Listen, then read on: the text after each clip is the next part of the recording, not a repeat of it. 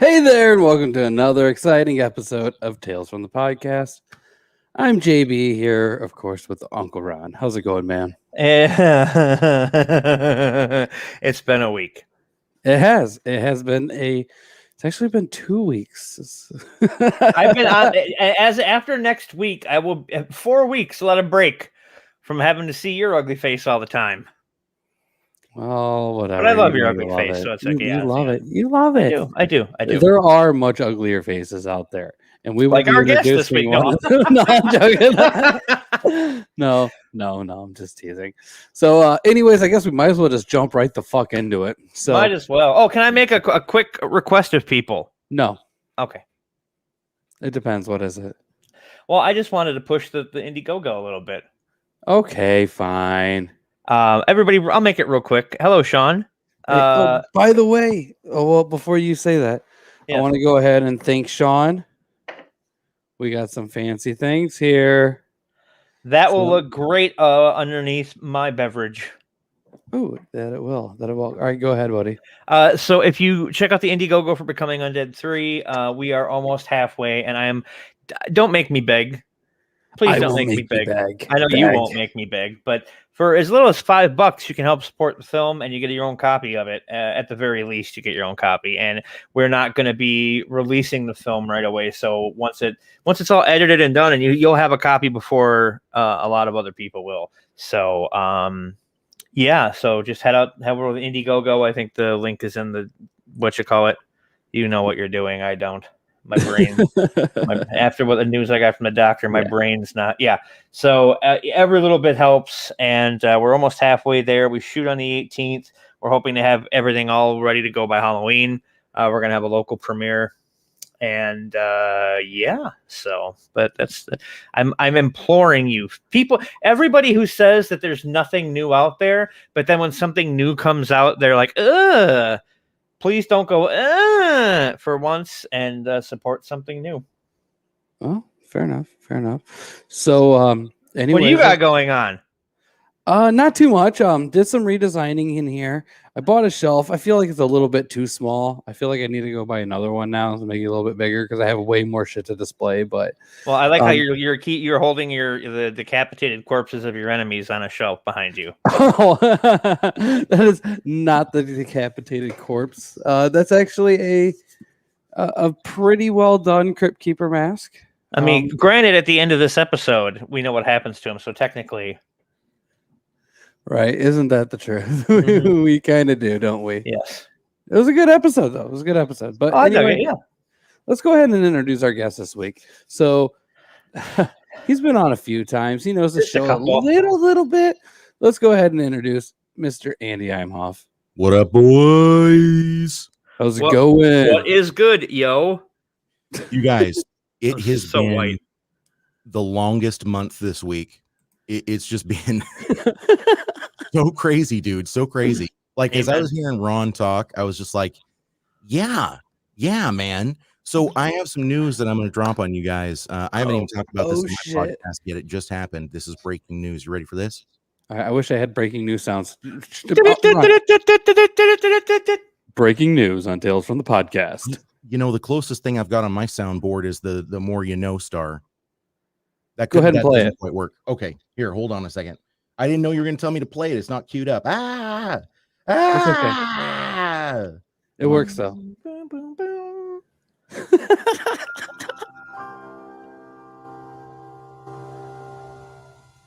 There we go. Works good enough. So, your boy is leaving Oregon. Corianne, my wife, she's a chiropractic physician. Very good. She was at one time the busiest chiropractor in Oregon. She got the most amazing job offer in a little town called Panama City. And some people will know the Panama City Beach, Destin area, kind of that whole little, it's not an island, it's not a peninsula, but it's like this long beach. It's the longest continuous beachfront piece of land, I think, in the United States. That's what makes it such a popular place for spring break. But anyways, she got this incredible job offer. And then I started reaching out to a few of my contacts there, and there is a studio there. I'm not going to talk about the show that they do. I'm going to save that. Sorry, boys. but they're looking for a quote unquote person without an accent, which is how they describe most of our Pacific Northwest people. And so we are taking the plunge, dude. We're taking the plunge. We got about 6 weeks before we leave, and we are headed out of Oregon, baby. Congratulations, man. I'm very happy for you. That's for sure, dude. That's Thank really, you, really cool. That's yeah, you did. You definitely deserve it, man. As from somebody who's never really been to Oregon or Oregon, I don't know how you guys say it there.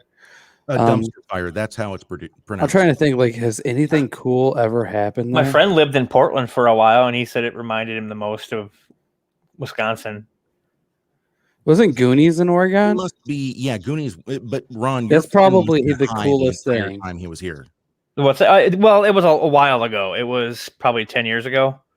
It was starting to get bad 10 years ago. We moved out of Portland 10 years ago, and our parting gift from the city was that junkies broke into my garage and stole $4,000 worth of tools about 2 weeks before we moved. That was my parting gift from Portland. And then nice, because they need a bandsaw so they can start tweaking again. Exactly. Yeah. All of my I've seen Breaking Bad. I know how it works.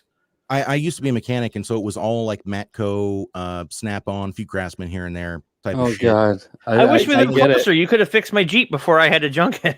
I know, somebody, dude, I'm sorry.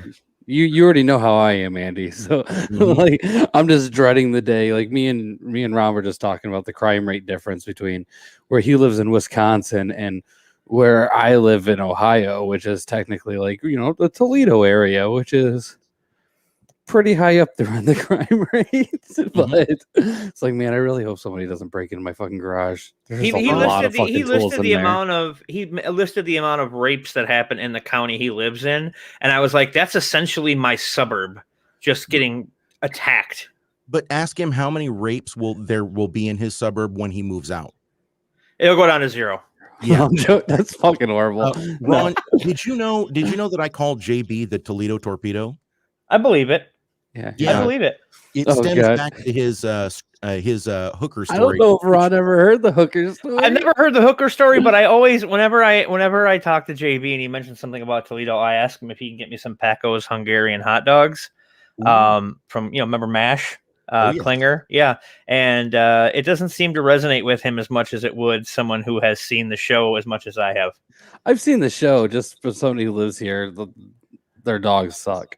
Hey Joe, how's it going? Thanks for tuning in, man. And David, we all remember the more you know segment. I just read an article from a local CBS affiliate that said that every hot dog you eat, you lose 36 minutes of your life. And when I read that, I was like, how am I alive? I don't know. How do they even get to that stat? It's like every time I've read the stat, every time you eat a piece of bacon, it takes 15 minutes off your life or whatever bullshit that is.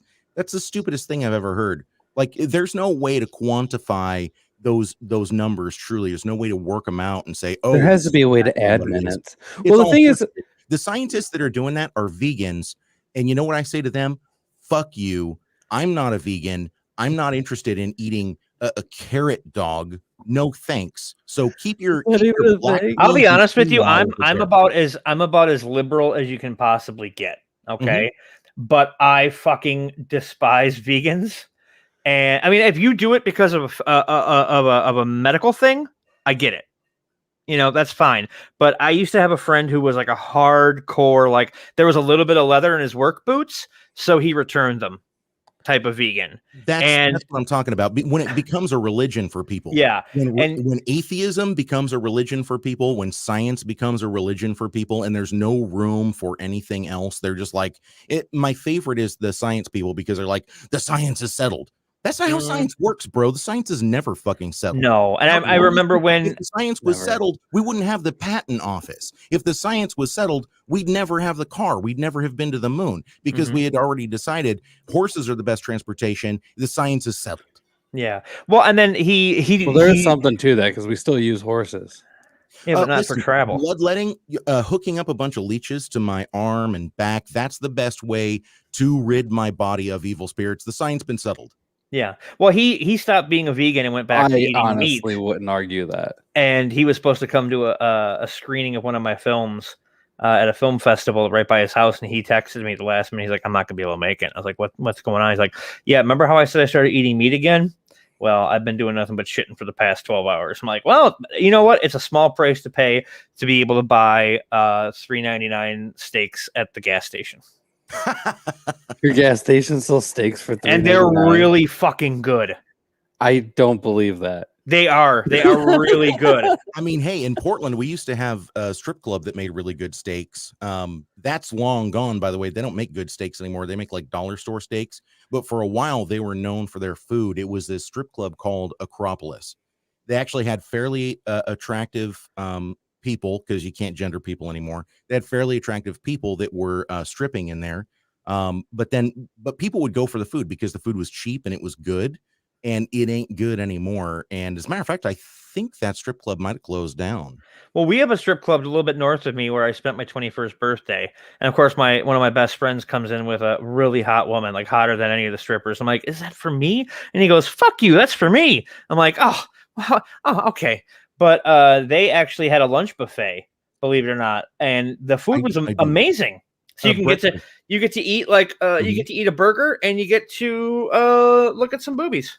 We used to go to a place, and early in the morning they would have a brunch, like a brunch buffet kind of a thing. And the strippers, there weren't even any strippers. Like at that point, because it's 9 a.m., right? So the only thing it was just a bar with a breakfast buffet, and then they'd be playing music, but nobody's stripping. My wife and I would go and have their breakfast buffet because they didn't care what they put on the screen. So those Sundays when like IndyCar was on or NASCAR, we'd go in there. I'd ask them to put it up on the big screen. We would gorge ourselves. And not only did they have a breakfast buffet bar, but they had a build your own a Bloody Mary bar. And so we'd both get Bloody Marys, and they'd make the Bloody Mary, they'd pour you the shot, and then they'd add some tomato juice, and then they'd just be like, "Go and have fun." And it was amazing. They had these pizza rolls that were long like a straw, and you'd stick in there, and they had fucking pickles and pickled asparagus and pickled beets and just all of the stuff. They had bagel bites in a huge chafing dish, and so you just throw a couple, 3, 4, 5 of those on top of your Bloody Mary. Oh, it was amazing. You mentioned the long pizza rolls. We have a bar here that will do mozzarella sticks. You only get 4. It's $9 for 4, but they're made in the big wonton wrappers, so they're literally this long and about that big. And when we go out sometimes for dinner, that'll be all my brother gets. That's his entree. That's his appetizer. That's his bowel destruction. That is everything in one for $9. And but despite great food at strip clubs, we all watched an episode of Tales from the Crypt, didn't we? Yes. I was about to say, poor JB. He's sitting over here with nothing to contribute. I have plenty I can contribute. Like, you guys talked about quite a few different categories that I have many stories on. That's for sure. I have a story about when I took my the guy who's doing the music for the new movie. He turned 21. I want to say a year or two after me. So we went to the buffet strip joint, and then we went to this one down in it was a little bit south of the border into Illinois, but it was fully nude, so you couldn't drink. Yes, Ron, I hate to interrupt. Could you stay close to the mic for me? Like this? He just likes it. He does. Yeah. So we went down there, and the hottest woman was like the den mother. Every other woman had like C-section scars and all this other stuff, and they had a little section. Favorite. Well, yeah, great. Hey, just to give you a heads up, by the way, since we're moving to Florida, I am going to get a boat, and I already have the name. The name is going to be C-section. It's going to be SEA section. Nice. So we're sitting there, and I remember this. For anybody listening to the podcast, by the way, JB just grabbed his hat and I love it. Like, oh, I love it. I really, really do love that. We go to the strip club, and the woman who is like, I guess I call her the den mother because she's almost like a pimp. Because next to the row where you're hi, how you doing? Where there's a row where people can watch you get your lap dance, right? Essentially, there's like booths next to it, and I could just see this poor woman bouncing up and down on this Asian guy. That's all I could see was her bouncing up and down, and then she comes out and she runs in the bathroom like she was obviously going to throw up. And he comes up, fixing his belt. I'm just like, Jesus Christ. And then she comes up and for $145.34, I will never forget. That's the exact amount she gave me, $145.34. She included the state tax in the hooker. Well, and I was like, because I remember it was the day before Mother's Day. So I was like, yeah, no, I still got to get my mom a Mother's Day gift. Have you ever seen The Whitest Kids You Know? No. Yes, I love. You remember Weird the Stripper? Yes. What will you do for 45 cents? Like, I'm more of a Mr. Show guy. Well, unfortunately, Trevor Moore recently passed away. Yeah, which is really fucking sad. That dude was fucking amazing. We need to start a podcast where we just talk about whatever. Because we do have tales we, from the Crypt to get to. We fucking might as well at this point. If you haven't already, share this into No Rules podcast. I'm still banned from all groups for another 5 days. I'm a 30-day ban. I already did. I shared it. Groups. Okay. What did you do? So apparently I posted some pretty spicy stuff back in 2014 because that's what they banned me for. He has always been somebody notoriously known for posting spicy images. Well, so was it a Bloody Mary with a pizza roll in it? What it actually was it was a meme, and it said when you find out you're on the naughty list, and so it was a dude wearing a Santa hat, one of those like stocking cap things with the it's red with the white ball on the end, and it was from his belly button up, but he was rubbing his nipples, as you do when you're wearing a Santa hat. Because you just found out that you're on the naughty list. So you're like, yeah. And that got me banned for that's funny. For sexually explicit, whatever. I think that's funny. I thought it was funny. Joe Ridgely, by the way, says Florida ! And he's a trooper. I love you, Joe. Thank you. You're right. What a time to lurk in here. So anyways, we might as well get right back up here over right into track again. So we're going to be talking about an issue of Tales from the Crypt, season 4, episode issue 12. And episode. Yeah, issue and episode. Fuck you. Jeez, Ron. Asshole. This is based off of the Vault of Horror issue number 33, and this episode aired September 2nd of 1992. Ooh, almost the anniversary. Almost. Yeah. You're actually almost. It's weird how that worked out. That was not planned in the fucking least bit. And just a little bit of a heads up for everybody, by the way, this is how you know that this was a boring episode of Tales from the Crypt, is because they're having me on. Oh, whatever. That's not true. First off, one of my favorite directors when it comes to talking about Tales from the Crypt did this episode, as well as my all-time favorite episode, Lower Berth. Here we go. Go fuck yourself, Ron. Here we go. Here, we got Joe here. Been in Florida since '84, becoming a great film state.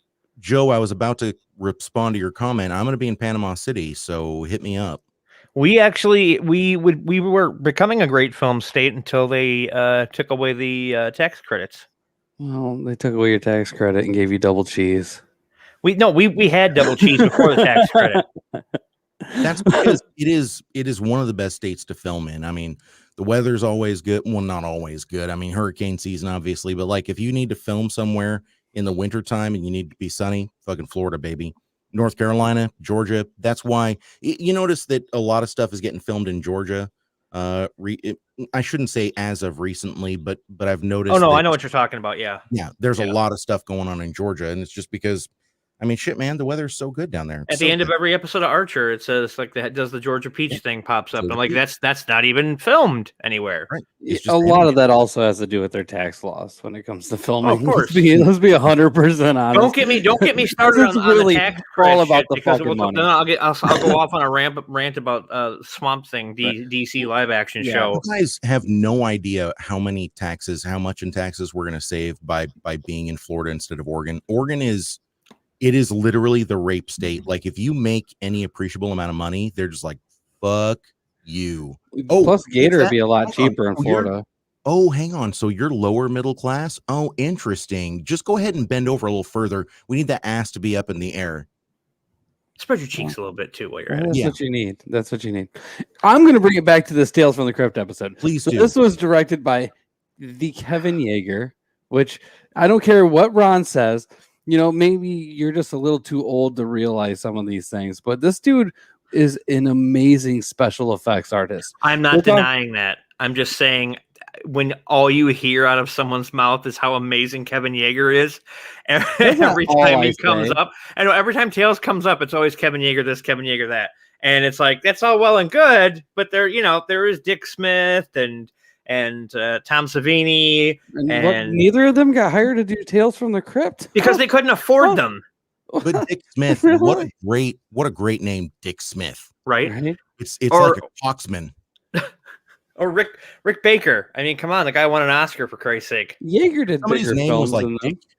What's the name of the dude? The producer of Dick Wolf.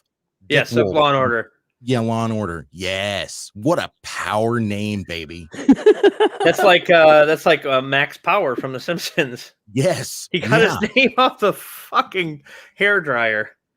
Who's the producer of this podcast? Oh, it's Rod Stiffman. The producer of my show, Dixie Normus. It makes sense, though. Yeah, you need a really, really powerful name there. I retired from the military, a major. Yeah, Major Woody. Ron, your producer. Now it's just a very little Woody. Yeah, it's just not. That's. So hang on a second. Am I the oldest person in here? By the way, I'm 30. No. Ron's almost 50. Fuck off. I'm 42. I'm 42. Ron, you don't look a day over 41. Well, thank you. I appreciate that. This episode the screenplay was written by Yalu Udolf. Obviously not really known for doing too much. I think he had a few credits here and there, but nothing like big. We also have Donald O'Connor in this. He did like everything with the this is back in Ron's time. You remember the Andrew sisters? I know I'm interrupting again. I apologize. What did you say the writer was? The screenplay writer for this, what is his name? Like Yalu Udolf? Yale Udolf. Is that how you say it? This is my favorite part. Ron, this is my first time. Oh my God. I completely wrote that all fucking down. Yeah, you're right. No, he is like the king of mispronunciations. Yeah, you know what? Whatever. Amazing. It is amazing. Every time he's reading names like the creator, Stephen Dodd, I'm expecting JB to be like, Stephen Dodd. There's actually a horror host. You're lucky there's not a PH in there, because every time I see a PH, it's Stefan. Well, it's funny you mention that, because there's a horror host here who has a radio show, and whenever somebody brings up Stephen King, right, even though his name has been said, what? You talking about Stephen King? Yeah, he calls him Stephen King, and it's like, how many times have you heard the dude's name and you still call him Stefan? Well, to be fair, it's not like the Steve Urkel, Stefan Urkel thing. It kind of is. You're wrong there. What? Stephen King is really Richard Bachman? Have you ever heard Stephen King say his own name?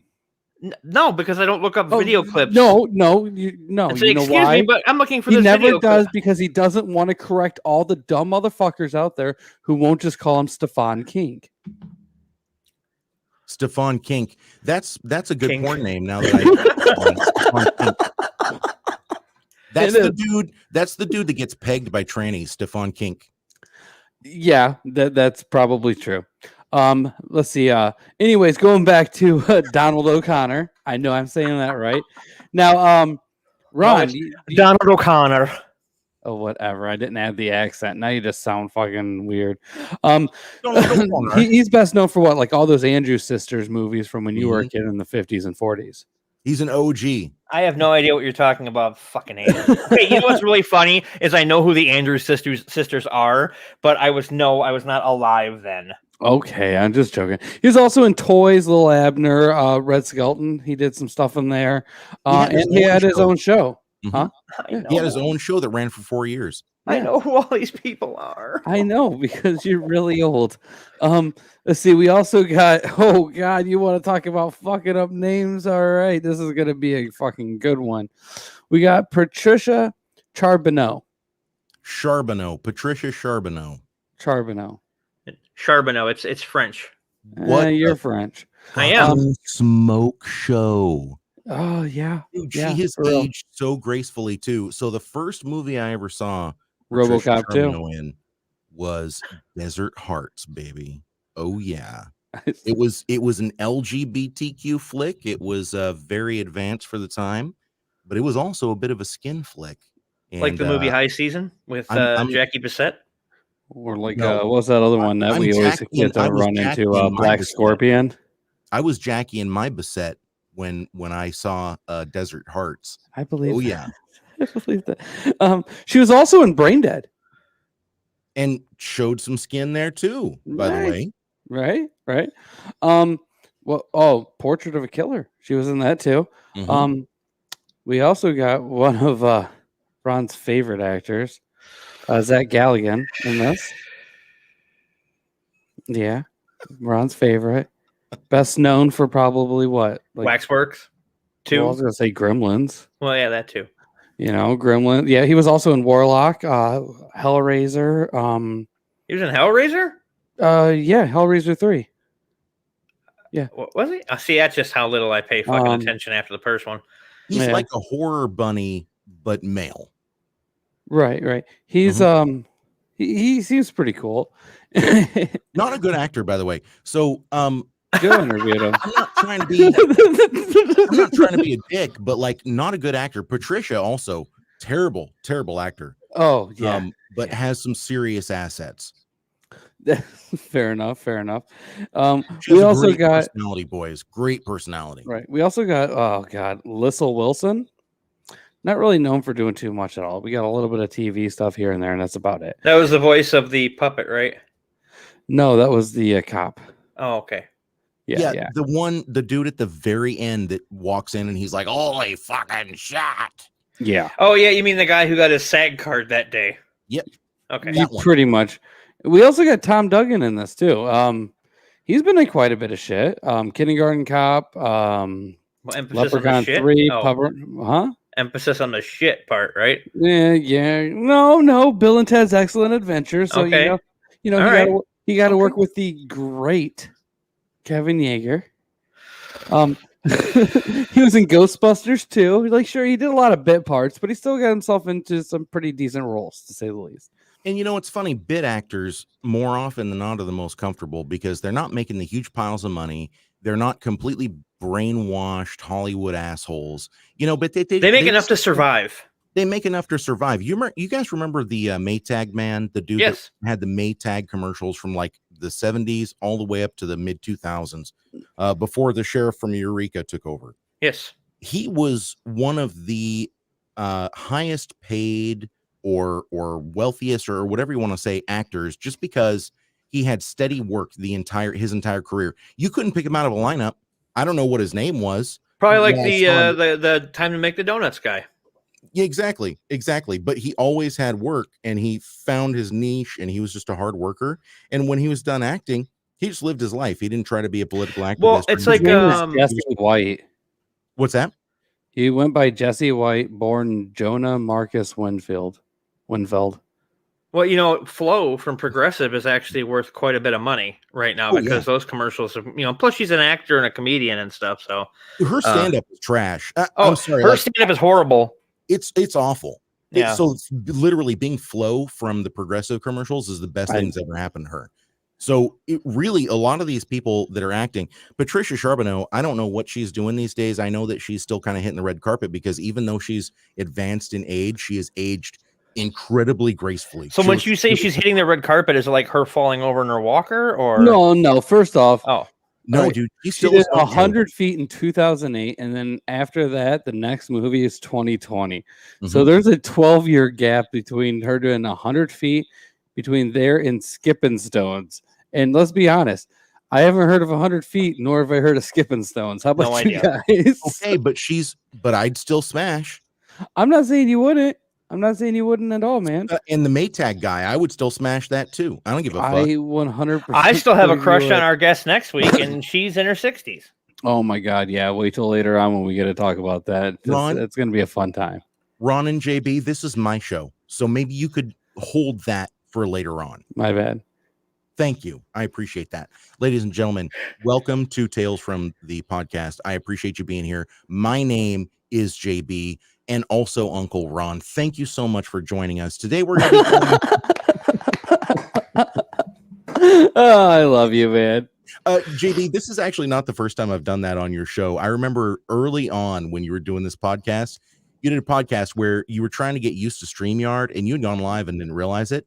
And so I was kind of waiting for you guys to initiate the show, but you never did. And so I started talking. I was like, hey, welcome to Tales from the Podcast. This is your host, Andy. And yeah, we've definitely had missteps here and there. So anyways, let's see. Joe's sitting here asking, is that the AT&T chick that was just in the werewolf flick? No. But also Melania Vanatrub or whatever her name was. She was also in Silicon Valley. She played one of the. Oh yes, I know who that is. Yes, I know. Yeah, she's also in a like a Yahoo original, Yahoo original show. I think that featured Trace Beaulieu and Joel Hodgson about a space freighter that gets off course or something. It was a comedy. It was very short lived, but she was in that too. She played like an AI.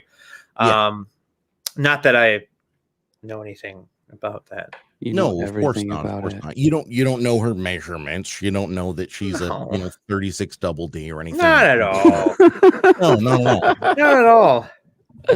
All right. I didn't look up the gun from Breaking Bad's measurements at all. No. Ron, so why don't you go ahead and give us a quick walkthrough of this episode before we get too fucking derailed? Yes, let's do that.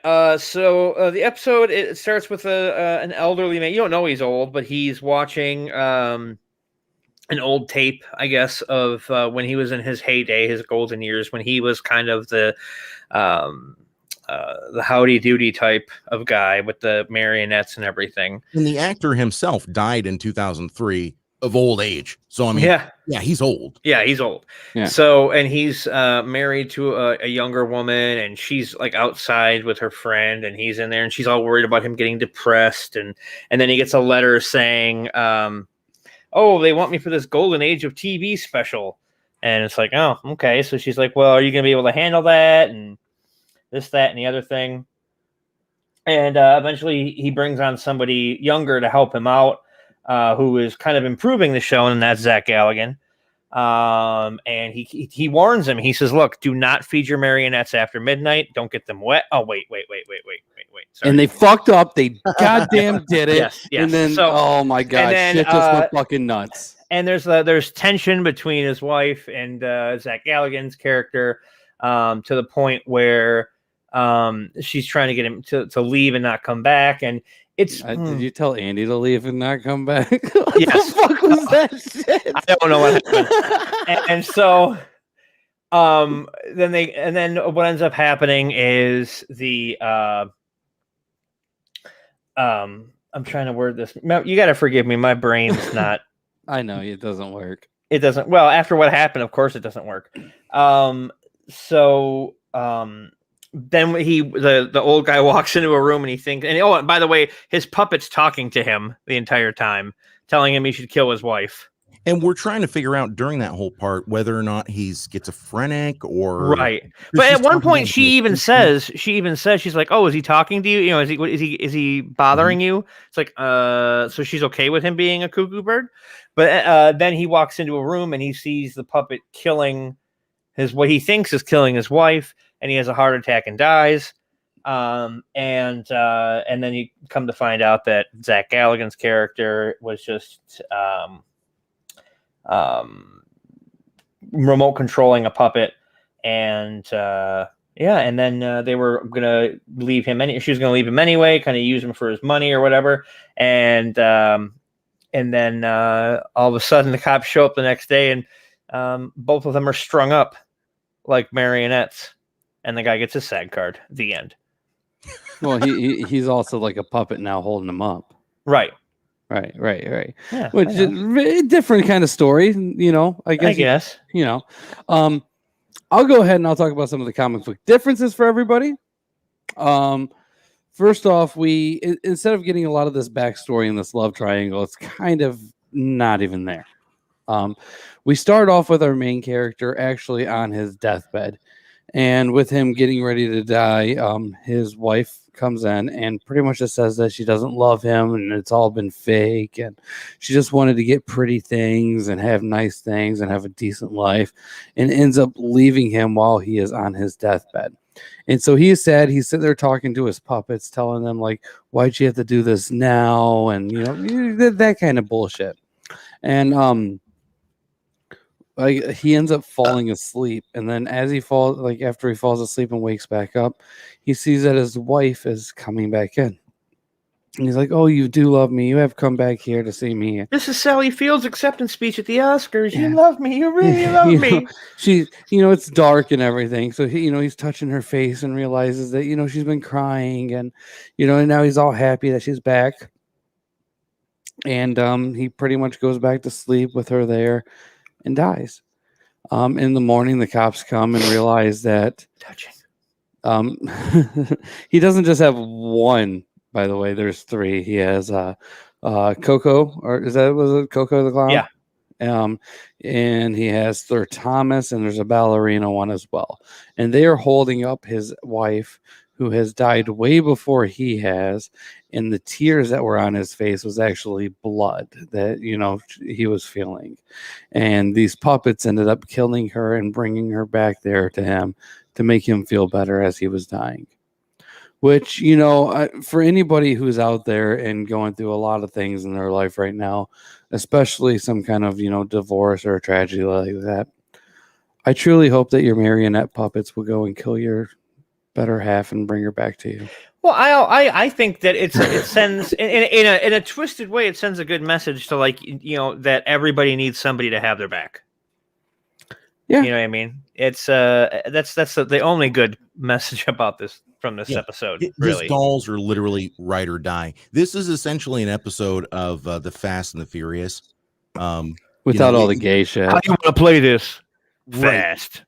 So the puppet is like Vin Diesel, and he's like talking about family. Yeah, you're not just a friend. You're family. You're not part of the team. You're family. And his he didn't say that to John Cena. Exactly. But John Cena was already family. No, that he was asked to not be back on for the next one. I just want to point out, by the way, it's definitely not family. I'm a huge car guy. My show is called The Horsepower Hour. It's all about cars. I have not watched Fast 9 yet because I just have no interest. Did you watch the first 8? What did I do? I watched up to 5, and then after that, I was just like, "Fuck it, I'm out." I've never seen a single one. I tried to watch the first one and gave up on the first one like 10 minutes in. The first one you watch, especially if you're a car person, you watch as a comedy. It's a comedy. It is. See, if I want to watch Cars, I'd rather watch Transformers. Or literally the movie Cars. I'm talking about the cartoon, Ron. Fuck yourself. Oh, thank God. Okay, fair enough. Thank God. I'm not going to lie. I saw the original Transformers movie when I was very young. Came out, 84, 85? I was like 5 or 6 years old. You're like 25. Shut up. And I wept like a child because I was a child when spoiler alert for a fucking 30-year-old movie, when Optimus dies. I was like, no, you're killing my toys. You are gonna love this. For the longest time, and I don't have it anymore, unfortunately, because I don't have any I don't have no way playing it because I don't have a VHS player anymore. But for years, I mean decades, I carried around with me, and this was a VHS in one of those bubble containers. Yes. You know what I'm talking about? Oh, like yeah. the padded VHS container. Mm-hmm. It was an original Kid Rhino Transformers movie, and the Kid Rhino one was the original theatrical release. It had Optimus Prime saying "Oh my God," and it had I'm trying to remember what the other character was that said "shit." Somewhere I still have my Optimus. It wasn't Rodimus, was it? Do you remember Optimus Primal? I don't remember. I have a brain injury, so I'm the stuff. Me too. We're brain injury buddies. Right. It's either there or it's not. I'm clearly attracted to mentally disabled people. Well, yes, well, mine's not a mental. Mine's not a mental issue. So mine is for sure. Yeah. No, that's I would definitely. And then that's when I kind of if you look back like a family tree type thing. And that's when I first heard Orson Welles do anything. And now I think that the guy's a fucking genius. And I will first time viewing. He saw the world premiere. I will fight somebody. I will die on the hill of out of a window when you heard War of the Worlds for the first time. I did actually, but I'm so fat that I landed and bounced back out. Which is good because the same thing happened when I jumped out of the window during the Black Monday for the stock market crash. Yeah, and also when Lincoln was shot, I survived that fall too because I was a portly Southern gentleman. I was like, well, I do declare this is just horrible. They're killing the president. And then also I was there with Ron Perlman during the Quest for Fire. And can we stop this shit now, please? There, I said it was a fucking time. I was one of the apes at the in the beginning of goddamn 2001: A Space Odyssey. Okay, I discovered fucking fire. Are you happy? Yes, almost. You're literally almost. No, you're 3 years older than I am, but you're somehow the old man. I love that. Yeah. This is turning into the Mel Brooks routine, the 2,000-year-old man. Hey, it could be worse. So, anyways. Let's get into thinking, or let's talk about what we thought about this episode. Rate it, and give our opinions. Andy, why don't you go ahead, take us off, man? I mean, listen, it was a nothing burger, you know. So we start the show. I shouldn't say it was a nothing burger. There wasn't a whole lot of substance. It wasn't a turkey burger, at least. No, it wasn't. It didn't have vegan bacon on it, so that's the good news. A turkey burger is still meat. Yeah, but I mean, this right here was at least like ground chuck. It might not have been a sirloin burger. It was ground chuck that was about to expire. Yeah, I don't know. Either way, it was a slider. There wasn't a whole lot there. So, you know, the show starts, and Patricia Charbonneau, JB. Charbonneau. She's got one of her friends there. They're both in bikinis. That was probably the highlight of the episode, to be honest with you, because she's an absolute smoke show. Even in 1992, she was banging. So that, of course, was their grab for attention. The aging marionette, you know, it was an interesting concept. I did like the way they started the episode because they have this black and white puppet show that's going on, and it shows the dude who's been de-aged. They added a bunch of makeup to him to de-age him, and then it zooms out and you realize you're watching his old clips. And so I thought that was very interesting. And then kind of the juxtaposition between an older style of puppet making and engineering there. And then of course the person that they bring in who got his David, who got his SAG certificate that day. Well, he was really Ricky. Yeah. So he came in and he was an animatronics person, quote unquote. The funny part for me is I was way into RC cars around that same time because let's see, I was born in 83. This is 92, so 9 years old. I was way into RC cars. So some of the stuff they show him doing with animatronics with the radios where the antennas are sticking out 4 feet to get the radio signal, you know, that really took me back. I thought that was hilarious. And the sounds of like the servos working in the part where the doll is supposed to be stabbing his wife. You know, I thought that was kind of funny. It was an interesting little twist. Of course, everything is CGI now. Virtually no one uses animatronics anymore. It's very rare for anyone to use any only an amazing special effects artist. Yeah, exactly. Who was the special effects artist that did this one? Do you know, Ron? I guess they were going to do an animatronic T-Rex originally for Jurassic Park. So special effects was done by Thomas Bellissimo, Mike Elizalde, and Dean Miller. Because if you're directing an episode, you don't have time to do the special effects. Mm-hmm. Do you know who did all of the animatronics and all that work and created all that stuff for the Crypt Keeper segment, though? Because we're not talking about that. We're talking about the episode. So the Crypt Keeper animatronics are probably better than the animatronics in the episode, to be totally honest with you. Yeah, you know who did those? Do you, Ron?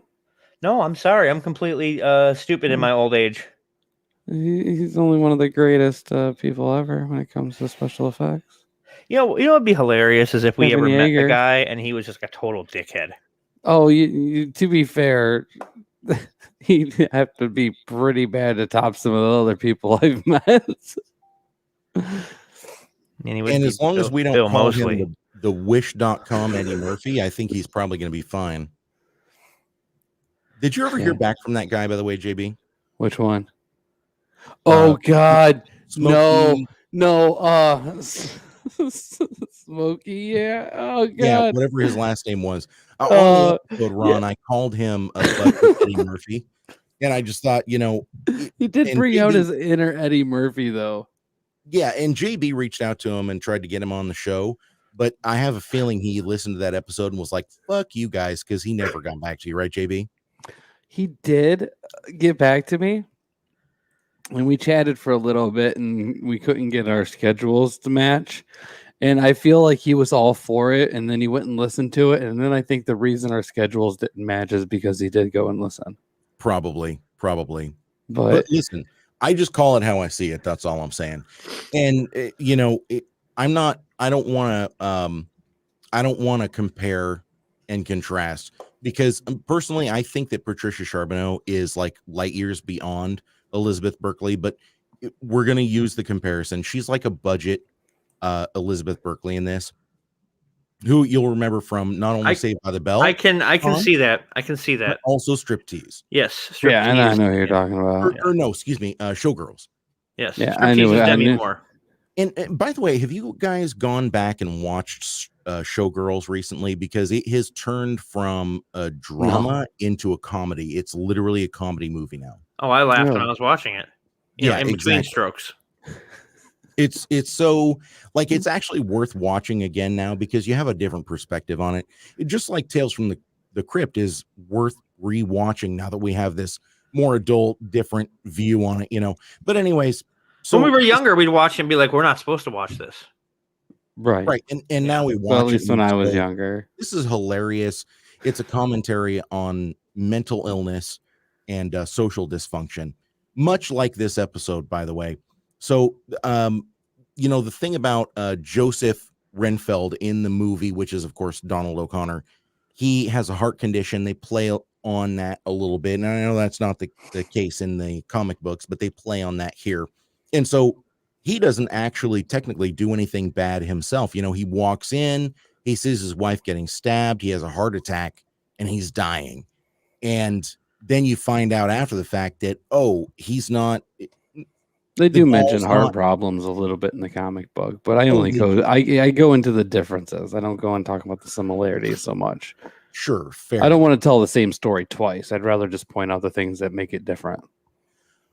I'm just going to say I didn't really like the twists with David because David seemed very sincere. He seemed like he was working with Donald's character, Joseph.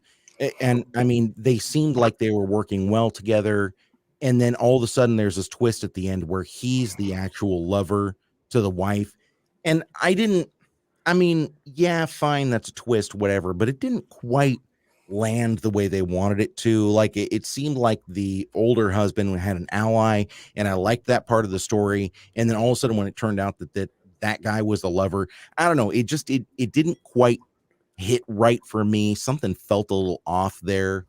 And so, I don't know, it was just a little bit weird. And, you know, long story short, Patricia Charbonneau, she should have been naked a lot more in this episode. You mean just once, at least?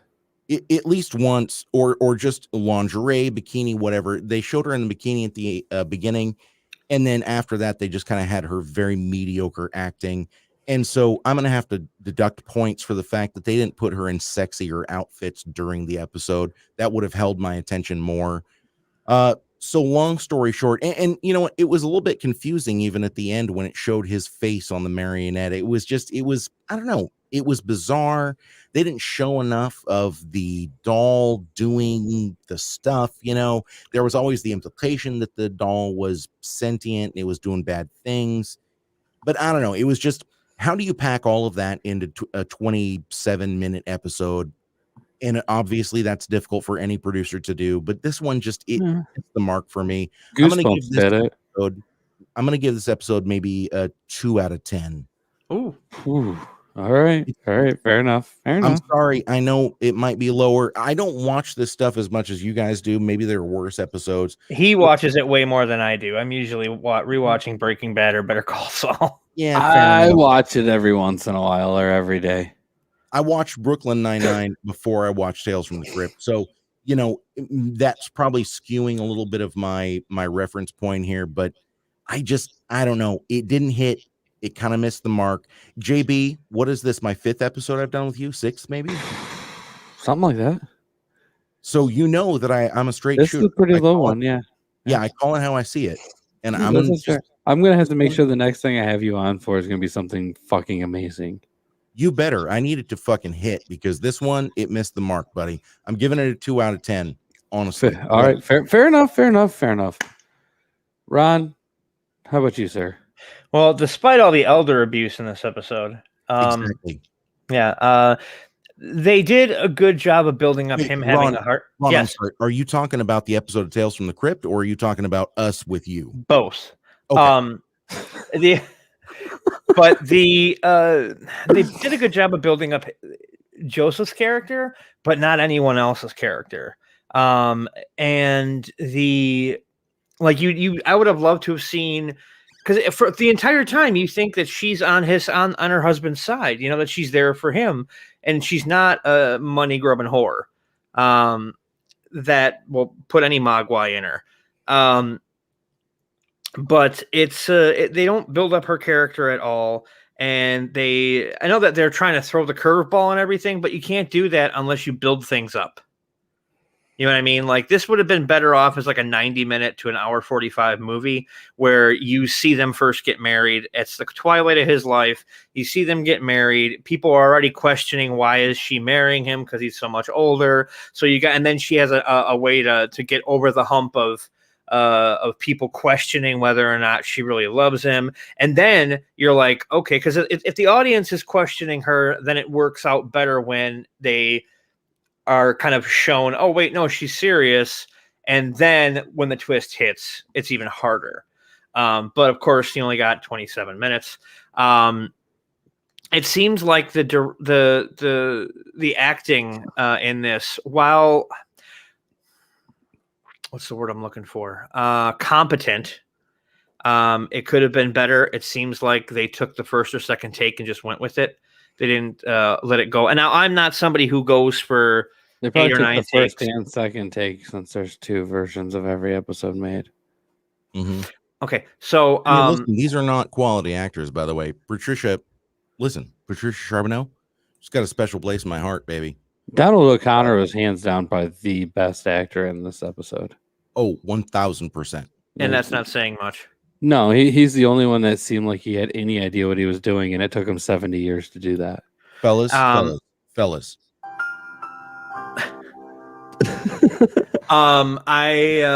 no, it seemed like, and I'm gonna get shit for this, but the directing seemed a little lackluster. Well, to be fair, you have an amazing special effects artist doing directing.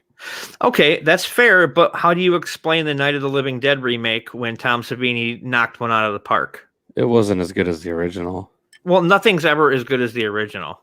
I'm just saying, but it was one of the Night of the Living Dead out of his, like, when you see Savini like completely out of form, like let's say from like Dusk Till Dawn, he's a horrible actor. Like, sure, the movie's good, but he sucks when it comes to acting. We're not talking about his acting. We're not talking about but we're talking about somebody going out of their main things that they do. Right, but what I'm saying is Tom Savini directed, and he's an amazing effects guy, and Kevin Yeager's an effects guy, and he directed, and he didn't do too hot. I'm just going to be honest with you. I haven't seen the other one that you praise so highly. Lower Bird? Yeah, I haven't seen that. But it just seemed like he took the first or second take and was just done with it. How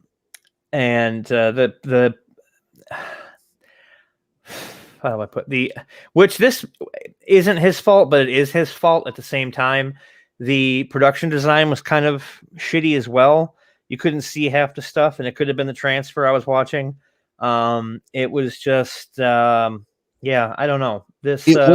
it wasn't just the transfer you were watching, because this is the thing that I always do with JB is every time he says this is the episode we're doing and he sends me a YouTube link, I have to go out and I have to find a higher quality YouTube link because JB always sends me the 240p version. I have them on DVD. I just sent somebody a copy of it. So I found the 720p, and no, you're still right, Ron. There are just some parts of the episode where it's dark. You can't really tell what's going on. Yeah, it's like they didn't have. You're definitely right there, especially like when he's hiding behind the curtain when you first get to meet Coco, and it's really dark there, and then in the bedroom scenes, like it is dark even on the DVD. I'm gonna weird combination, because when you have something where it's supposed to be ominous, but instead it comes across as confusing, that's where it gets a little, you get lost in the take. You know what I mean? Right, exactly. So, because when a lot of people will argue that Zach Galligan's a good actor, but if you go back and you watch the movies he's most famous for, he played second fiddle to a puppet. You know what I mean? He played second fiddle to Gizmo. And I'm sure second fiddle to Coco in this, and he also played second fiddle to Victor Crowley in Hatchet 3. You know, granted, I'm not a big Adam Green fan, but that's neither here nor there. He didn't direct part 3. But how good of an actor do you really have to be to go, oh my God, my entrails! Oh, he's stabbing me! Ow, I'm shitting my intestines! Like, that's not Emmy work. No, it's not. But I know we talked about this earlier about what I was going to give it, JB, but I've changed my mind after talking it out like this. Okay, we're allowed to change our minds. Trust me, because mine has a little bit too. I was going to give this a 6 out of 10. I'm not going to go as low as 2. Just hold on. Andy, compared to some of the shit we've seen, this is Citizen Kane. Okay. Granted, I'll grant you that. Yeah. So I'm going to give it. It's not going to drop too much. I'm just going to give it a 5 because I didn't feel like I wasted my time, but I wasn't really entertained. And as my Lord and Savior, Joe Bob Briggs always says, the only sin. Talking about me again. No, sorry. The only sin that a film can commit is to not be entertaining, or is to be boring. And this wasn't boring, but I mean, if it had been gone on any longer, I would have lost interest. That's fair. 5 out of 10. That's fair.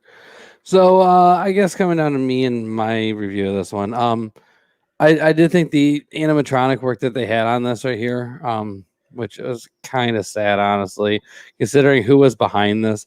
I will say that this is probably some of his, I wouldn't say his worst work, but when it comes to Yeager and some of the things that he is capable of doing, it wasn't as impressive as some of his other work. That is for sure.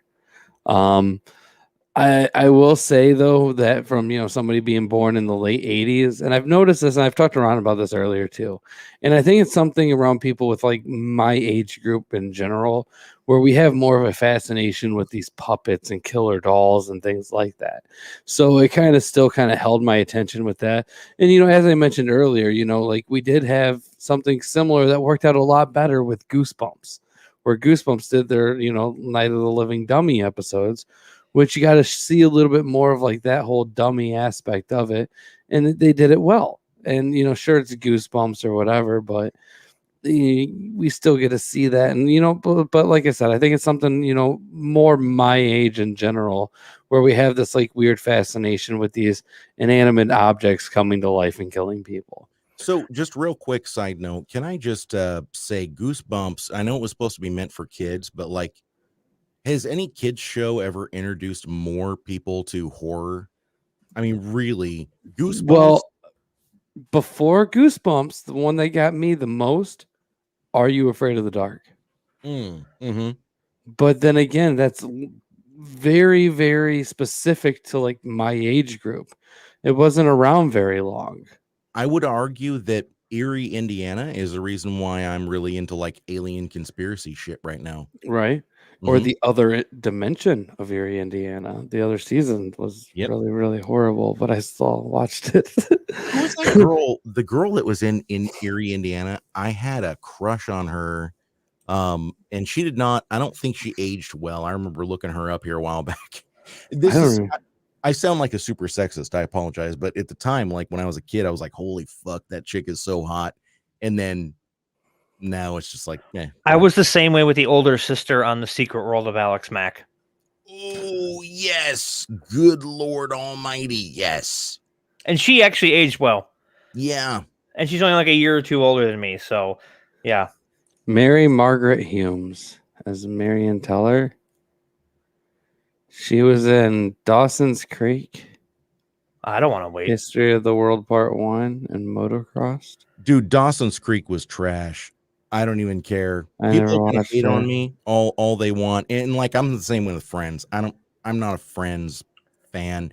As a matter of fact, my favorite way to watch Friends is there's someone on YouTube that removes they remove the laugh tracks from Friends, and it makes it even more funny because there's no laugh tracks, and so it makes everything way more awkward and just horrifying. Like the silence in between lines when they wait for the laugh. Ron, it is so much better. You have got to go and watch Friends without the laugh tracks. It is so much better. It becomes a horror show. It's amazing. That's great. Anyways, I guess with everything in this episode, though, and I will say the comic book was definitely a lot more entertaining to me. I thought the whole concept of it just like the whole less is more type thing. Take away the fucking love triangle, all that bullshit. Because it's not fucking needed for this story. Yep. And the comic book was just definitely a lot more direct. But then again, with these comic book issues, most of them are in between 5 and 7 pages. So they have to be very, very direct when they do them. The comic I would definitely give a higher grade to, but we're just reviewing it as a whole. I'm going to have to probably like a 6 for me. That's obviously because the Brad Pitt episode was just so fucking horrible. Like we had some pretty rough ones to watch, but you know. Anyways, Andy, dude, why don't you tell everybody once again where they can find you? The Horsepower Hour. And it's important that you do the Horsepower Hour, because if you try to look up just Horsepower Hour, you get a lot of stuff that's not funny, not entertaining. So you got to look up The Horsepower on Facebook. It's facebook.com/The Horsepower Hour, at The Horsepower Hour on Instagram. Don't use Instagram that much. Also, my Twitter, don't even bother. Twitter's a cesspool. Fuck that. Don't even bother looking up the Twitter. But we do some really awesome stuff. As a matter of fact, JB, I haven't told you this, but I have a folder saved, and I'm actually going to pull it up right now so that I can tell you exactly what we have going on. I have a folder called Bad Welds, and I have, let's see here, 6, 7, 8 of not just bad welds, but also good welds. And so we're going to have you on an episode of the Horsepower Hour very soon to review and rate some of these terrible /good welds. And I think you're going to have an amazing time. As a matter of fact, if I had thought this through, I would have said to you, hey, let's do a Horsepower Hour segment on your show where you review some of these bad welds, but we'll just have you on our regular show. So that's when Ron would dip out. Yep, exactly. We did this before. It was actually a lot of fucking fun. There was some really shitty welds. By the end, JB had kind of lost the script. He was rating everything from 10 pieces of shit to 1 pieces of shit. So it was a little bit different. It was like the better score is the lower number. It was like golf. Right, Ron? I golf. Yeah. So we're going to have you on an episode real soon, but I hope people come and check it out. The Horsepower Hour. Even if you're not a car person, we really try to dive in deep dive. You know, we do a lot of the regular news. We talk about cars, but we try to put an entertaining and informative spin on it. And anybody that has like car questions, they want to know, you know, hey, I've got a car, it's doing this weird thing. I am incredibly good at diagnosing vehicles over the phone or through email. It's bizarre. We need to talk after the show then. Yeah, it's a weird gift of mine where people can just hit me up and say, hey, this is what's going on. What exactly is the problem? I just recently sold a car, by the way, that was having some severe problems. And I told the guy, here's what I think is going on. And it had to do with some camber bolts. And as soon as he got it home, he was like, you were dead right, dude. It was camber bolts. Swap those out. Got some new stuff, got an alignment, and it all works great. And I knew that was what was the problem, but I didn't have the time or the energy to fix it, obviously, with us trying to move. So I have this innate gift to be able to kind of diagnose your vehicle. It's like I've got a crystal ball here and I'm just kind of rubbing it around. I need to get one of those hats that Johnny Carson used to wear. I forget what he called himself. Karnak. Thank you. The great Karnak. I'm going to get one of those and I'm going to start doing that. That's going to be a regular segment on the show here real soon where people write in and they're like, yeah, my Jeep is making this weird noise. And I just kind of go, Actually, well, that's weird then, because that's the question I was going to ask you is about a Jeep. Just throw the whole fucking thing away. I did. Just throw the whole thing away. It was a 95 Jeep Grand Cherokee, and I would start it. It would be fine, but it would start in second. As soon as you talked about that hat, I was thinking about John B. Yeah, it's just Playhouse. It starts and it's in second. That clearly is one of the valves has gone bad in your valve body of your transmission. Sometimes those can be fixed by flushing the transmission fluid. Sometimes you can take, because the transmission, if you remove the pan, it actually exposes a whole series of veins, and sometimes those veins can get plugged up. But sometimes just the shifting solenoids. Sometimes the solenoids just simply will not operate correctly, and so you start it up, starts in second gear, third gear. You throw it in gear and it doesn't want to go in first. Sometimes it would go in first. Once I put it in drive or reverse or anything, it would go in first. But starting it would go right up, like rev right to second. Yeah. So I'm glad. So it's a good thing I got rid of my 95 Jeep Grand Cherokee that I paid $1,500 for, and I already put $1,100 in to get a new radiator and everything put back into it. So it's probably a good thing I got rid of it, because there's no way I would have walked away not having to put even more money into this fucking thing. You know, Ron, that's the funny thing about free advice. It might not be good, but it's free. Right. No, I'm saying it's good. It's good that I'm being honest. It's good I got rid of it then, because yeah. So, and now I work with GM and I get the supplier discount. So it's only a matter of time. And GM, I mean, Chevy stuff, they obviously have their own thing going on. I drive a Ford, but I'm not. If I hear one more person on the chat that I work with on the, like, when you go to like Chevrolet.com and you message the website, that's who I'm one of the people you get. And if I hear one more person bitch at me about the superconductor shortage, I'm going to throw someone off a fucking cliff. I will say I have been offered a lot more money for my vehicle. So they're going to, because they'll take that superconductor right out and put it in a new one. I've got a 2017 F-150 EcoBoost.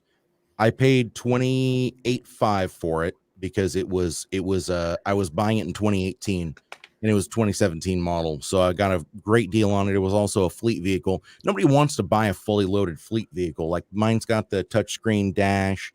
It's got all the power options. And so nobody wants to spend $40,000 on a fleet vehicle that has the rubber floor mats. But ironically, that was exactly what I was looking for. So I ended up getting it for $28,500, $27,500, something like that. I have the GMC Sierra version, almost exactly the same. Exactly. You know what my truck is worth right now? If I went and traded it into a dealership, it's worth $33,000. It blows my mind. I've never had a vehicle that I actually had equity in. It's the craziest thing. What's going on now is I get a lot of people complaining about and if I'm out of school, whatever, but the dealerships are now charging upwards of $5,000 to $10,000 over MSRP, because and you have to try and explain it to the people. They don't have any inventory coming in. They have to make money. Well, isn't that something? But the thing is nobody isn't a fucking guaranteed price. Exactly. It's suggested. Manufacturer suggested retail price. Retail price. Thank you. I almost said real estate because we're just so like it could be real estate price. We're so ingrained with real estate right now. So I'm getting bitched at about that. Like, first off, we have no control over the dealerships. They're all their own autonomous entities. Yeah. And love the response I get from people when I type out autonomous entities, because they're obviously not very bright, because I type that out and they're like, what are you talking about? I'm like, they're owned and operated individually. We have no control. Once they get the product, we have no control over what they do. Yeah. Right. The And price fluctuates. Oh, And yeah, 100%. Famously, dealerships will buy their own vehicles and then sell them wholesale later on if they're getting manufacturer kickbacks. So Nissan did this for a while. It's a long story. I won't get into it, but the Nissan CEO is actually on the lam right now. The Japanese police want to bring him in and indict him on charges. But anyways, it's all kind of bullshit because all the CEOs were getting the same package deal. Anyways, it doesn't matter. The thing that he was doing was he was trying to increase Nissan sales by giving all kinds of crazy kickbacks to these dealerships. And what the dealers were actually doing in order to make the levels of their kickbacks was if they had cars left at the end of the month that they weren't able to sell, they would literally buy them from themselves and then just wholesale them later because they would get more money from the manufacturer kickbacks than they could make actually selling the vehicles. And that's just, it's a dealer trick. Everybody does that. Every manufacturer does that. And if you don't understand what exactly is happening and how that all works, it makes for a bad time when you're looking at these vehicles. I mean, if you want to get a really good deal on a vehicle, you're buying it in January, February, you're buying something that is a 2020 model in 2021 or 2021 model in 2022. They want to get rid of this stuff. It's all old stock. It's stuff that literally the dealership has bought from themselves so that it looks like they're selling more. And then they're trying to wholesale away. That's how I bought my truck. You know, I haggled on my truck some, but at the end of the day, I got $12,500 off the MSRP of my truck because they weren't able to sell it. They tried to buy it back from themselves. And then they needed to try to get rid of it before they just wholesaled it, because if they wholesale it to an auction yard, they're only going to get $15,000 or $16,000 for it, which again is about how much the dealership pays for it. But you know, people need to understand dealerships have their own overhead, manufacturers have their own overhead. So if you're getting, you can't get a vehicle for quote unquote what the dealership paid for it, because if you do that, then they're not making any money to pay their own overhead, you know. So even if you can get $3,000, $4,000, $5,000 over the dealer cost of a vehicle. So for example, the EcoBoost F-150 that I bought, the dealership cost is probably $22,000. I paid them I think it was 28,500 for it. That's still a deal because they need to mark it up almost 100% to make their money back. You know, the sticker price on this truck was $42,000. But again, nobody's going to buy a fleet vehicle for $42,000. That's why I got it so cheap. That's why it stayed on the lot for so long. And that's why you get the deal on it. And so people who are looking for a quote unquote deal on a new car, especially right now during the chip shortage, that is the only way that you're going to do it. During the chip shortage, you're lucky to even find a vehicle to buy. It's the craziest situation. I beg to differ that, and I know that you're against these vehicles, and so be it. But if you want a vehicle, they're made in Toledo. Jeeps do not have a chip shortage. No, and I understand that. It's not. Listen, there's the chip shortage. Everybody knew that the chip shortage was coming, and so a lot of these manufacturers were trying to have a stockpile. So JB, I'm not trying to shit on what you're saying, but I'm going to kind of shit on what you're saying. Jeep sells so few vehicles that they didn't run out of their chips that they had stockpiled. Ford ran out of their stockpiled chips. Right, So right. Dodge. Well, I'm sure when you're talking on like a national level, but like no joke, if you come here, every other motherfucker drives a Jeep. I understand it that. Is fucking insane. I get that, but nationwide, Jeep doesn't sell as much as a Ford or a Chevy and I mean, Ford, listen, I'm not like Ford a probably outsells everybody, really. But you can't deny when you go to a work site, when you go to a job site, when you hire a contractor, they are driving a Ford truck. Like the Ford F-150 is the number one best-selling vehicle, not just truck, vehicle, even cars, SUVs. It is the number one best-selling vehicle in the United States.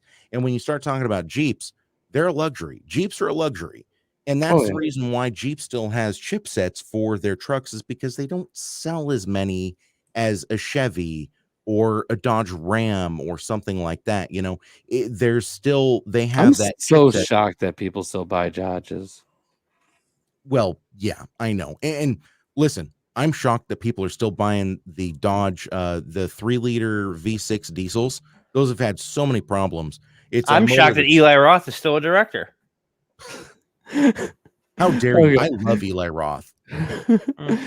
So if you guys are really into cars, check out Andy Imhof, Horsepower Power, and you get way more of this kind of conversation. Horsepower Hour. The Horsepower Hour. This is just a small tidbit Horsepower Hour we talk about over there. We also do a little bit of, we stay away from politics, but we try to roll some things in, just to kind of, we make things funny. It's an automotive podcast and it's a comedy podcast, and I don't like to say that it's one or the other. Like it is what it is. JB, you've been on the show. You listen to the show. I know you know what I'm talking about. Yeah. Driving a Suzuki Esteem is a comedy vehicle. I will say, even with it being like, an automotive type thing and, a comedy show, even when you go into like food stuff and wine and beer, and you personally tackle quite a few different things. But the one thing that I can say for a fact about all of the shows that you do is they are all informative.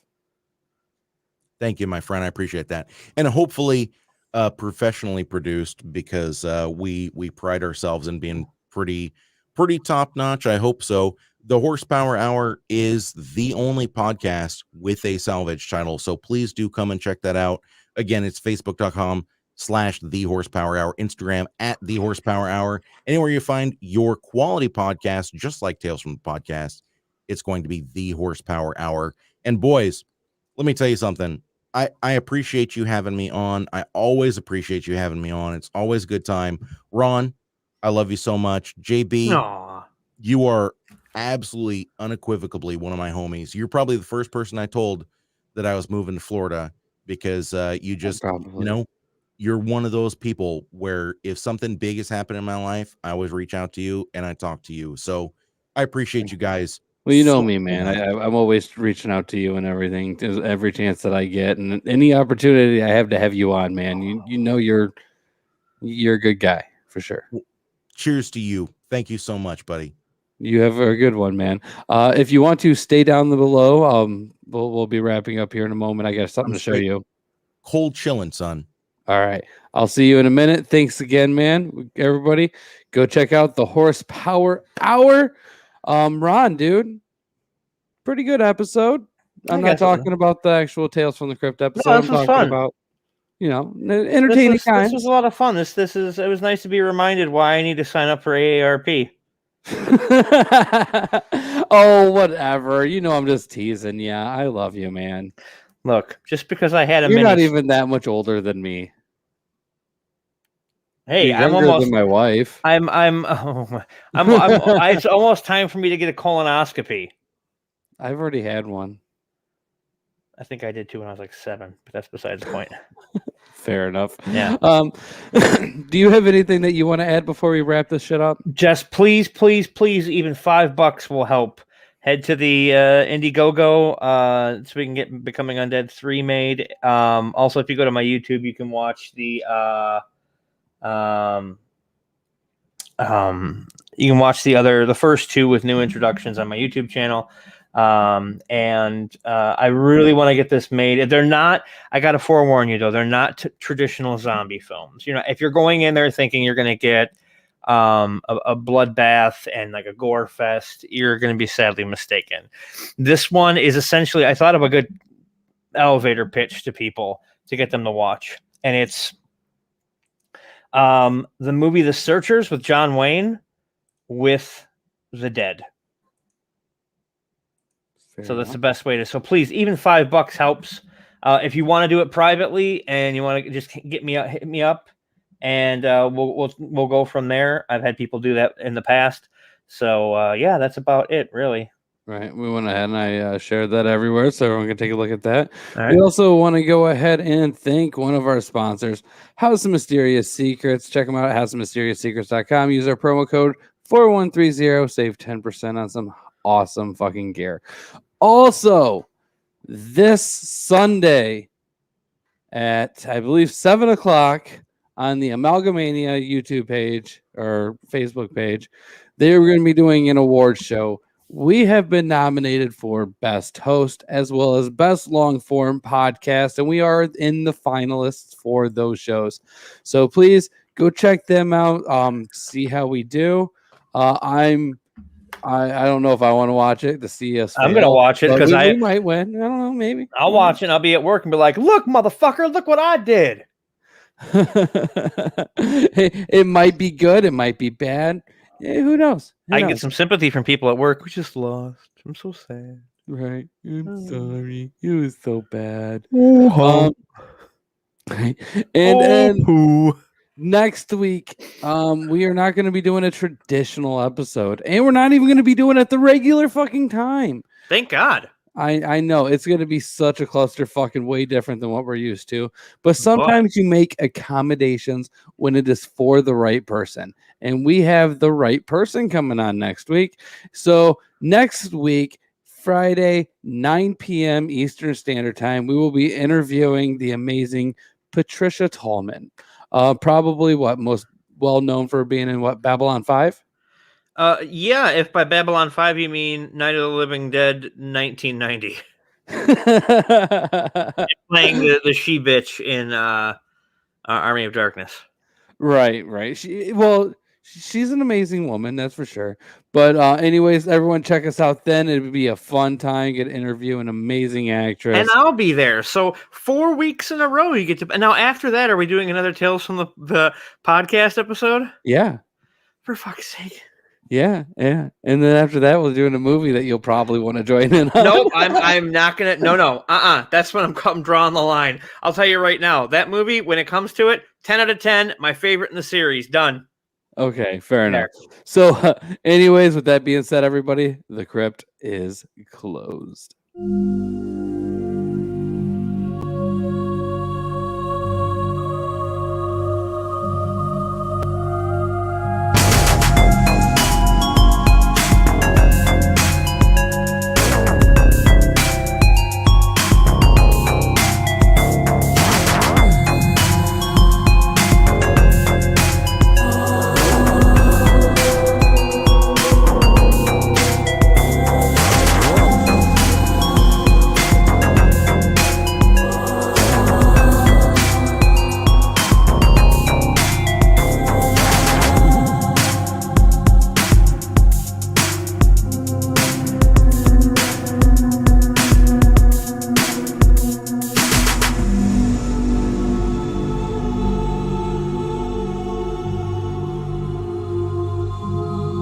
Thanks for listening, kiddies. You're all a scream.